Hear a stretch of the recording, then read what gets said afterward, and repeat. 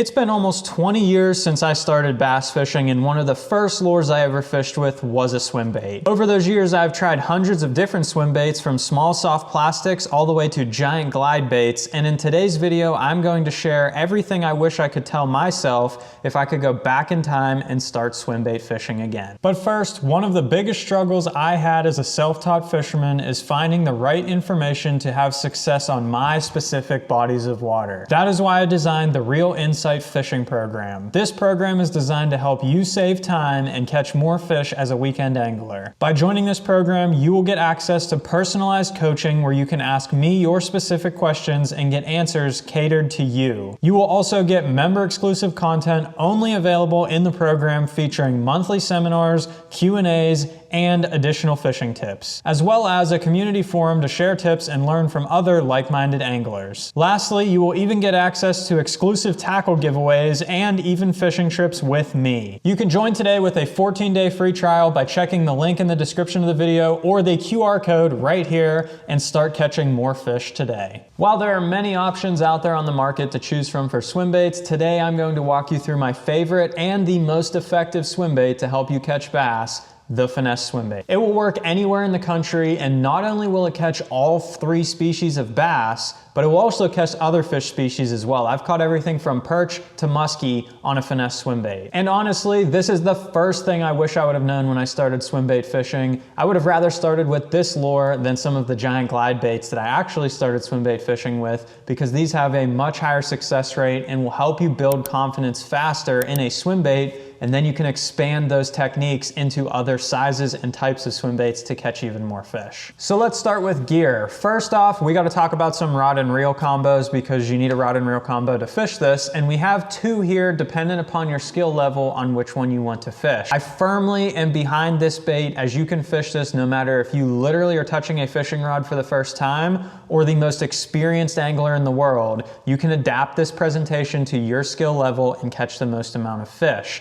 Now, if you're just starting for the first time, I would highly recommend a spinning rod. And now each of these combos are gonna have their own pros and cons, and we're gonna walk through that, but the spinning rod is going to help you be able to cast easier. If you've never casted a bait caster before, it's gonna be very frustrating to fish this bait on a bait caster. So the spinning reel, you can very easily cast it, and ultimately you're gonna cast and wind this bait in, and that's all you're really gonna need to do. So basic fishing techniques to be able to do that. Now with my spinning rod, there's a couple things I'm going to look for. The first thing is going to be, I like a 7-foot medium power fast action rod. The fast action is going to give you just enough bend to get a good cast and get the bait in the fish's mouth, and the medium power is going to give you just enough backbone to set the hook on these fish. But we're going to be using some pretty light jig heads, which we're going to talk about in just a second, so you don't need overkill on a rod here. The second thing I have is a Shimano Sedona on here, but pick your favorite spinning reel. The most important feature is your drag, so you want a nice smooth drag just like that.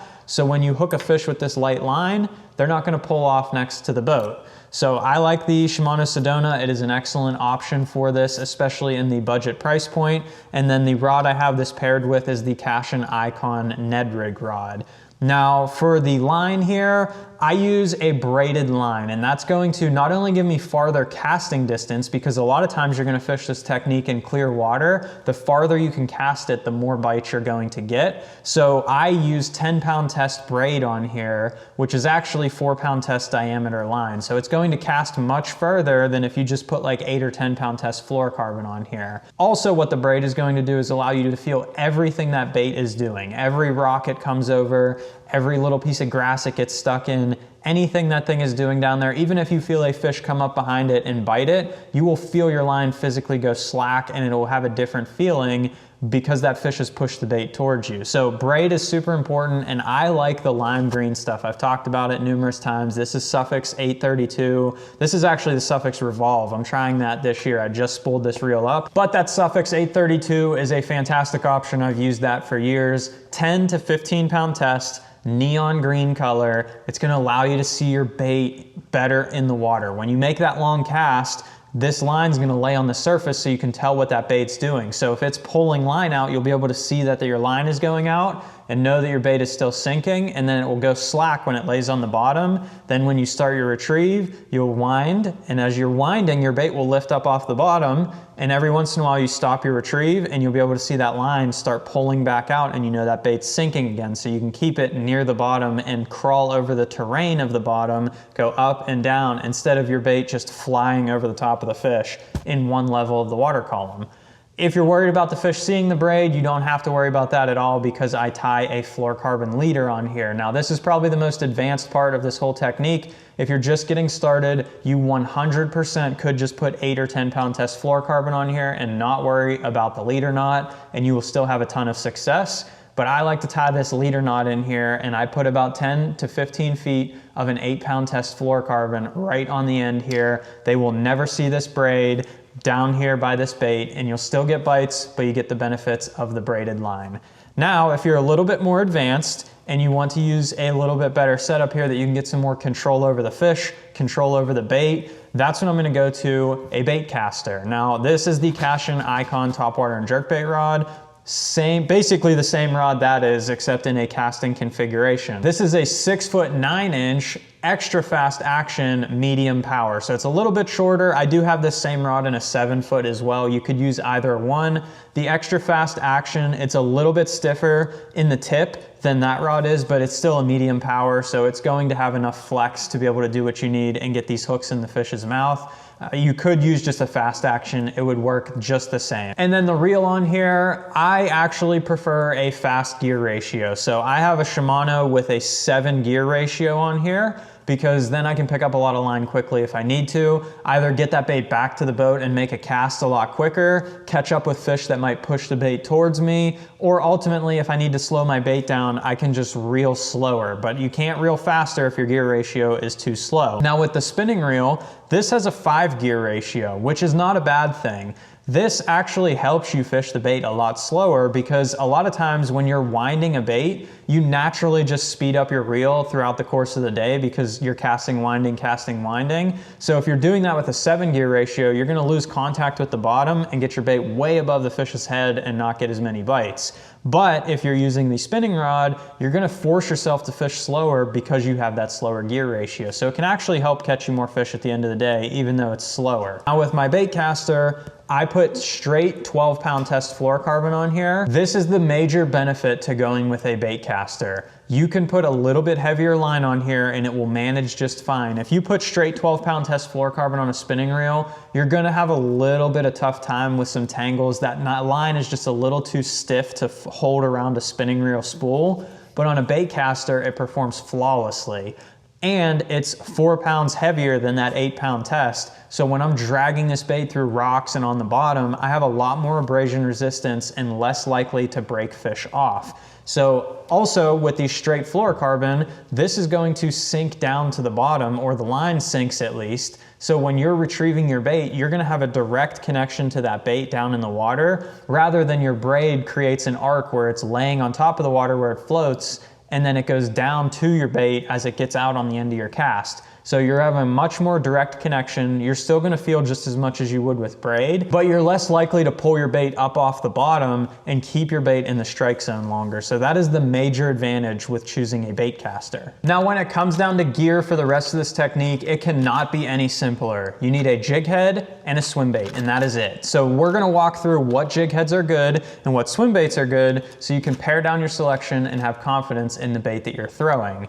When it comes to a jig head, this is the biggest difference in what I fish as a jig head and what I used to fish as a jig head.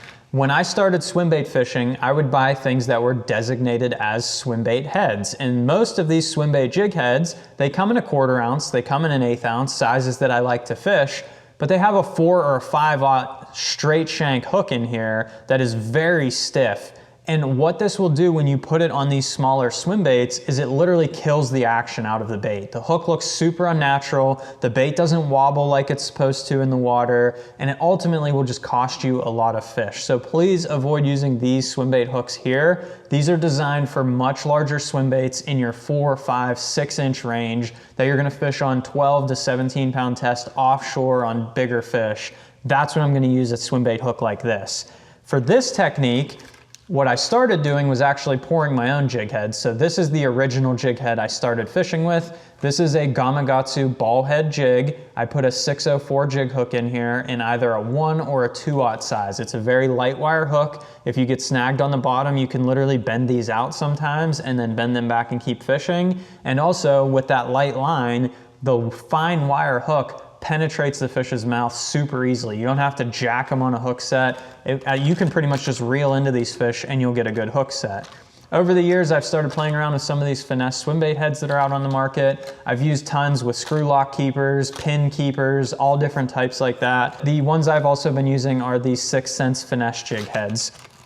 The biggest thing with these two, they have a barbed lead keeper on here, and I'm gonna push my bait up on there and use a tiny drop of super glue. I actually have it right here. This gel super glue, when you put your bait up on here, you put a little dot on this metal keeper, and when you thread it over the top of that, it will lock that bait on and you can fish like all day with one swim bait. I've caught numerous fish on one swim bait just putting a drop of super glue on there, and you're good to go. So that is the type of head that I'm looking for, something with the lead keeper that's on here with some of the reversed barbs. Next up to talk about is some size. So I have a variety of sizes here. I used to only fish a 1/4 ounce. And if you had only one size to choose from, I would choose a 3/16 or a 1/4 ounce. That's really all you need.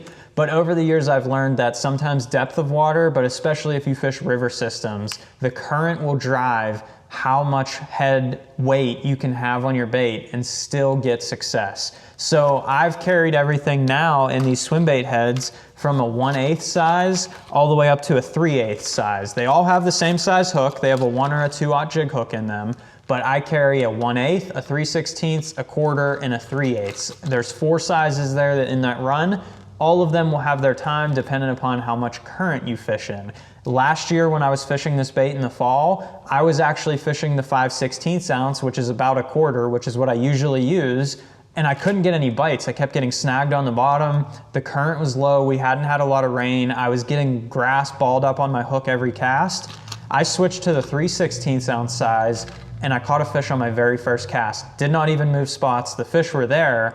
The bait was just not acting natural because it was getting down in the bottom too much and not looking proper to the fish. So a weight size can make a big difference, but if you only had one, 3/16 to a 1/4 is probably the best size. It will work in 80% of your scenarios right there. And lastly, we have to pick a swim bait. There's a ton of them on the market, but a finesse swim bait to me is something in the 3 to 4 inch range. And there's a couple key things I'm gonna look for in this bait to make sure I have the most amount of success.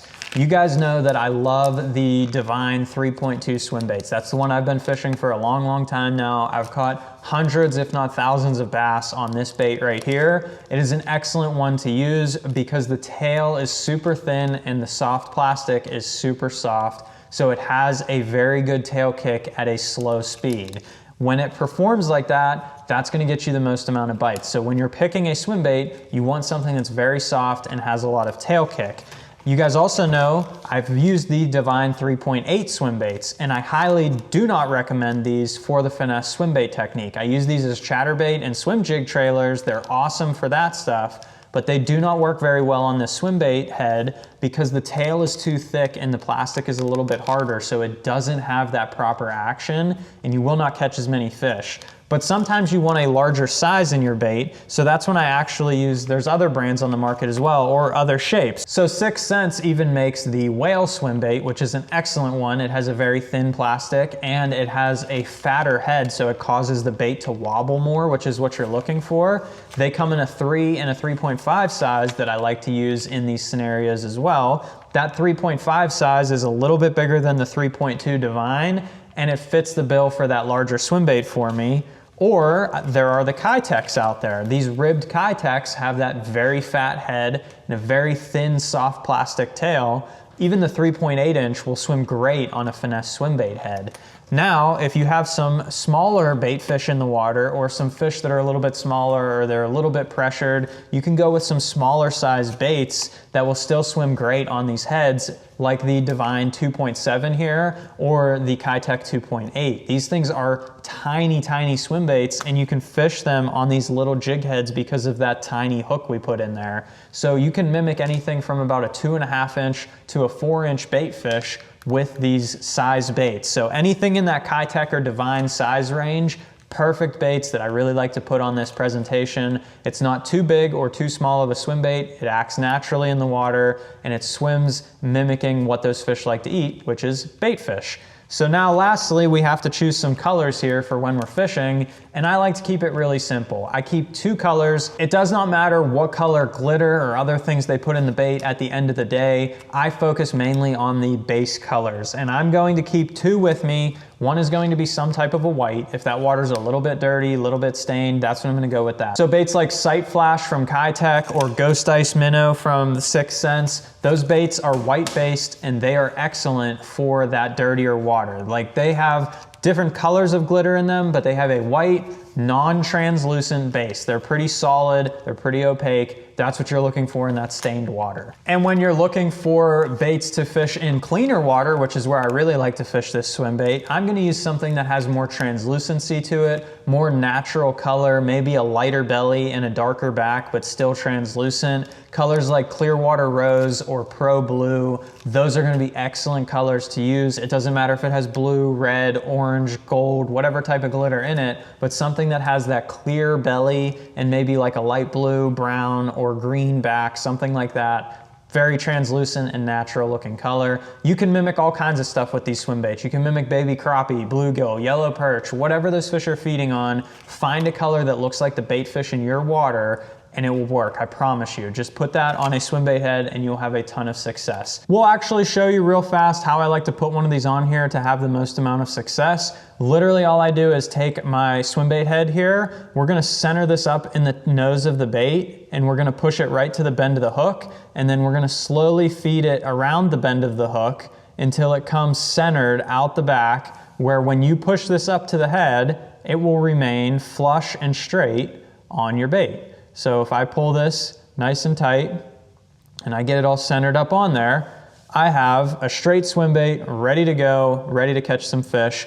That's what we're looking for. You just want this bait as straight as possible to perform as naturally as possible on the bottom. Now, what I would do here, I would actually pull this bait back just a little bit. I'd throw my drop of super glue right on the keeper here and then go ahead and thread it right back up. But unfortunately, we are frozen up here in the Northeast, so we're not gonna be fishing with this today. So I'm not gonna go ahead and waste this swim bait and glue it onto the head. But even though we are not fishing, briefly, I wanna talk about how to retrieve this bait and use some clips from my fall fishing when I was out there using this bait. So what I like to do is find where these fish are located. Oftentimes it's going to be around some type of cover, a rock, a log on the bottom, whatever it might be. You're going to find something like that, especially in river systems where the current is going to be blocked by those objects. Those fish are going to hide right behind that object, and then they are going to wait for bait fish to come to them, and they're going to go ahead and ambush and feed on them around that rock pile or wood or whatever they're feeding on. So you want to cast your bait up above them and slowly work that thing back down to you. So I make a very far cast,